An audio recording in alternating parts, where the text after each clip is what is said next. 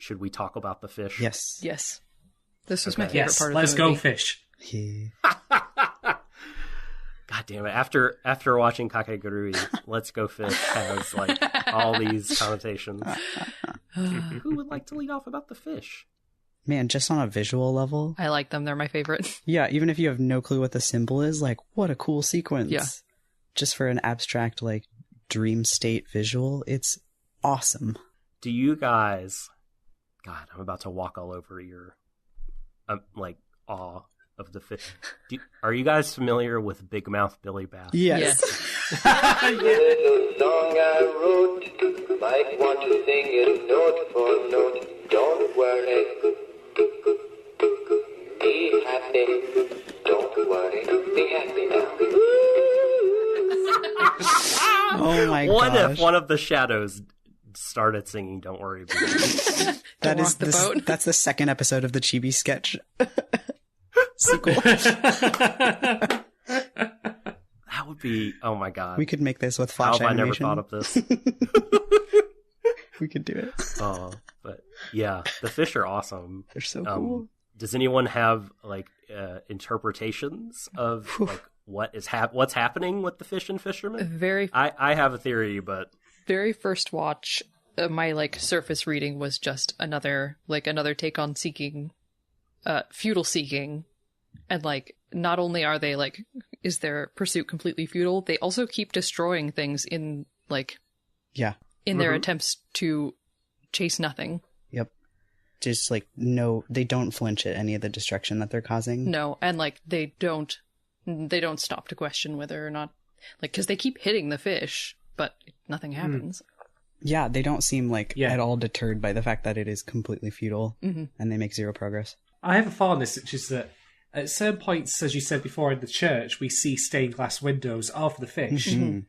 So there was mentioned before, of course, of the Ark and Noah's Ark and presumably the flood.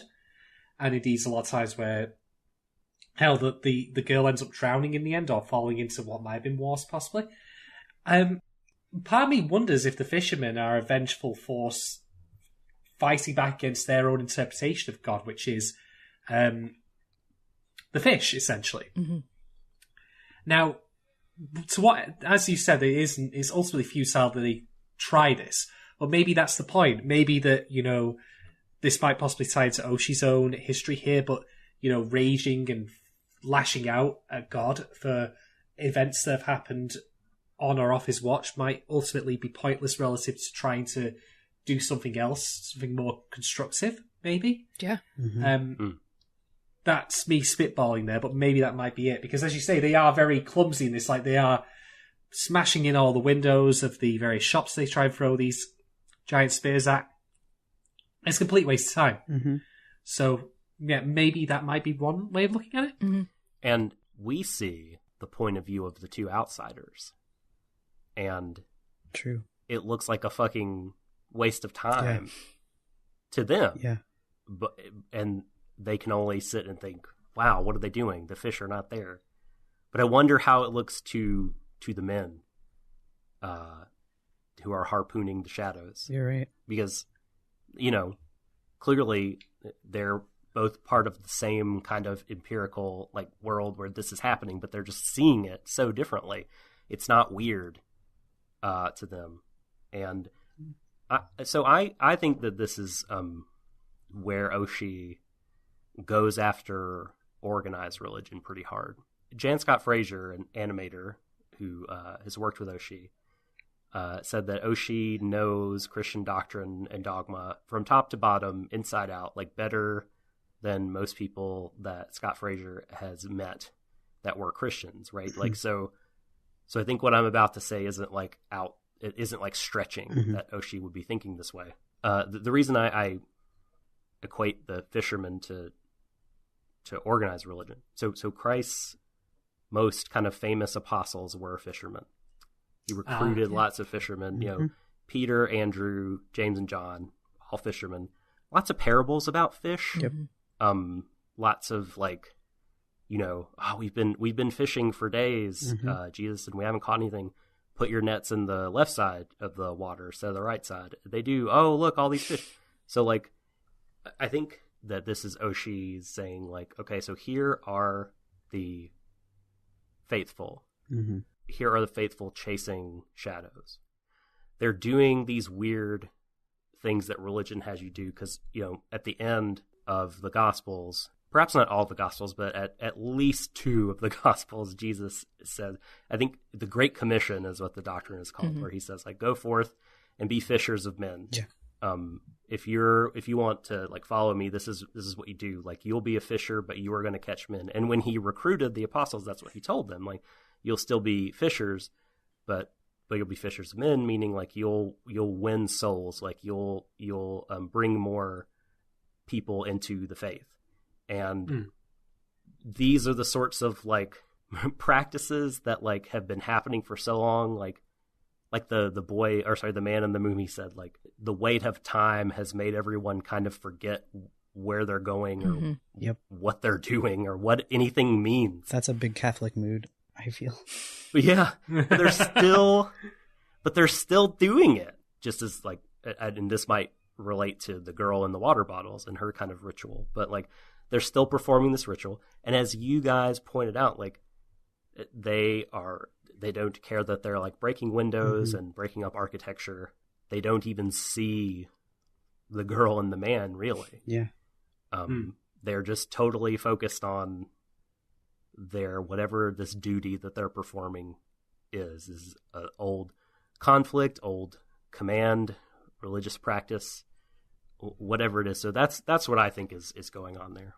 I agree. I think on a like maybe a more optimistic take, just at least the impression I got, like rather than being only critical of like ritual and like faith and like following doctrines and stuff, rather than only being critical of that, I think like one of the reasons why the fishermen are painted in such a different light and like a different tone, like artistically and emotionally and with the music and everything, like they're clearly villains, even if they are not out to stop our main characters. But I think the reason why they feel so like inhuman and like lost basically and just like reduced to nothing is because like they're no longer asking any questions like our main characters are. Yeah. They are just doing empty duties, and then when the fish are gone, they turn to stone. Like they don't have any like sense of wonder or reverence for these amazing fish. Like it's just they're doing exactly what they are supposed to, and that's all. They don't consider it, they don't question it, they don't appreciate it. And like I think that the movie has respect for that aspect of either faith or non-faith. I think that's entirely fair. Oshii, in an interview talking about leaving the faith, he just said that he didn't believe as strongly or wasn't as convicted as some groups of people. Like he did not sort of deride them. You know what I mean? Yeah. He never said they are bad or they have it wrong. He just said that this was not who he was as a person. So I think that that's entirely fair that you would say that this is not simply a smear. Yeah, I think it's like kind of like some people's brand of atheism is less of like, oh, the reason I don't believe in God is because the answer is there is no God. I think it's more of a like, you can have like a reverence and a wonder and a not knowing while still rejecting like specific religious things. And I think ultimately why I see this as a more optimistic movie is because it does have like, it does honor that process and that state of like wonder and not knowing and kind of wrestling with questions. Defining his identity. Back to James Baldwin. Yo. It all comes back to James Baldwin in one way or another. Let's spin the wheel of issues and see where we land. Ta-da! It's landed on Noah's Ark and the flood. What's up with Ark and such? I don't know. Pass. Okay, on a purely physical setting space, are they ever inside the Ark? I thought like 3 different times I thought they were inside the Ark, and then Dude, the final shot. Yeah. I feel like is this indicator that symbolically the world is Noah's Ark. Yeah. And we've all been abandoned by God and are still waiting on him to get back to us that bird. Like, Definitely. do you hate us still? Yeah. Yeah. Right? Yeah. Because, like, yeah, that's the reason, as anyone who has seen the movie, like, scripture says, like, God was so frustrated, angry, upset, forlorn at his creation that he wanted to just drown it. Like, flood it all, get rid of it. He was sad that he made it. Is about where I'm at. And that's that God back in Noah's days and humans in 2018. Yeah, that's not to, again, skipping way ahead of the outline, but No, yeah, I like that. Like, okay, so if we're talking about the last shot, on a literal interpretation, what do you think is going on in the very last shot? I saw a boat. fuck. Like, if you were to describe the last visual before the screen goes dark, what is it? Are you asking everyone, or are you asking anyone. Kate? What do you guys think?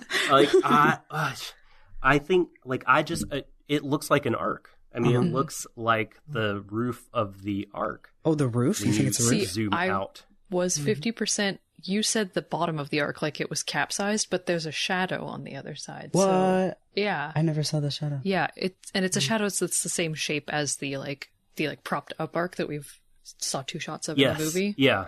It just looked like from a different perspective. Yeah. But it's the world instead of an object in the world. Yeah. So you think...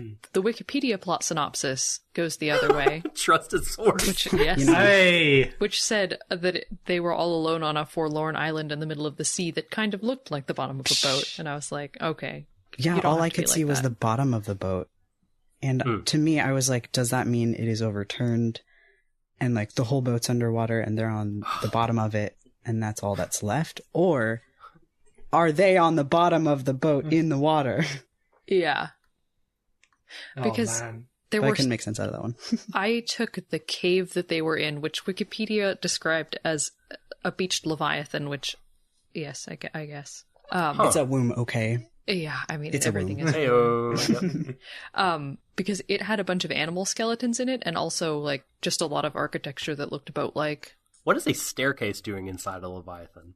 Yeah. Yeah. Or an arc. I guess it would be more likely in an arc, but no, really. Like a spiral staircase, no less. Yeah, regular stairs. Like, yeah, sometimes fish grow stairs. Yeah, right. But spiral staircase, No. That's the killer piece of evidence. But I appreciate what they're saying regarding the fossils. It's hard to like fit them in when you're trying to make like a coherent, like, this all fits together neatly sort of thing. I mean, it don't. I do think that they're allusions to, the animals that once existed pre the apocalypse that apparently the flood was in this alternate timeline. But yeah, so like the ark that we saw in the beginning, or what I took to be Noah's Ark, like that's not the cave, right? Like she runs past that. Like that's not.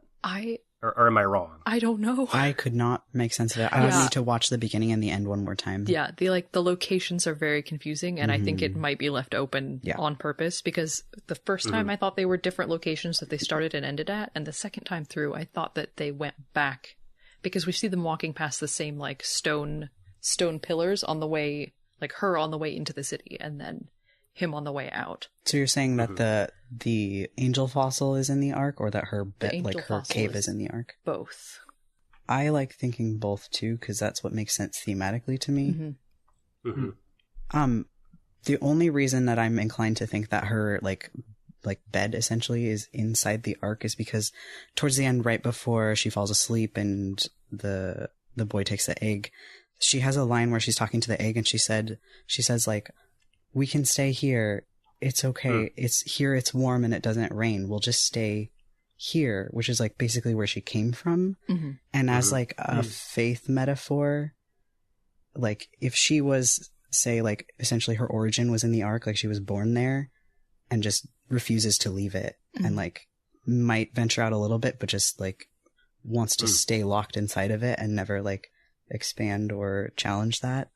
That seems like a faith metaphor to me. Yeah, and the other reason that I thought it was the same location, first of all, we get the exact same like shot of her waking up, and also when she turns to the boy and says like, please don't break my egg. Yeah. Like, don't do anything to my egg. I felt like that was as they were coming through the threshold into the cave, and I felt like that was her being like, I'm inviting you into my house. Yeah. Please don't wreck it.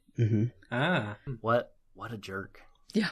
So just to close the loop on the locations, the only thing I thought about the town itself that was sort of significant, we spoke about the fish architecture. I think that the Europeanness of the way that it is built and looks, kind of the Gothic nature of it all, is like to a Japanese audience meant to be foreign and sort of emphasize like that the main characters are in fact outsiders. Yeah. Coming into all this apart from society that is happening here, and that their perspective is unique on all this. You've been experiencing an excerpt from the Warui Deshou Anime Podcast. To get the full episode or any of our full episodes, you can subscribe to us on iTunes, visit our page on SoundCloud, or go to waruideshou.wordpress.com.